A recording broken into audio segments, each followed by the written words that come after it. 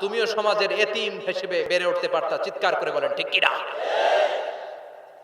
এজন্য নবীরে বললেন, নবী ফাআম্মাল ইয়াতীমা ফালা তাকহার, এতিমের সাথে কখনো খারাপ আচরণ করবেন না। এতিমের সাথে খারাপ আচরণ যারা করে তাদেরকে অপছন্দ করে কে?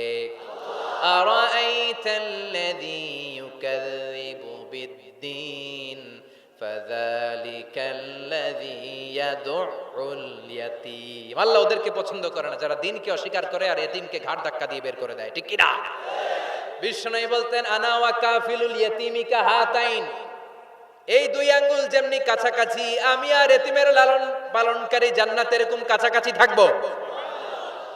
এই আঙ্গুল আর এই আঙ্গুলের মাঝখানে যেমনি তেমন কোনো ব্যবধান নাই, আমি আর এতিমের লালন পালনকারীর মাঝখানে কোনো ব্যবধান থাকবে না।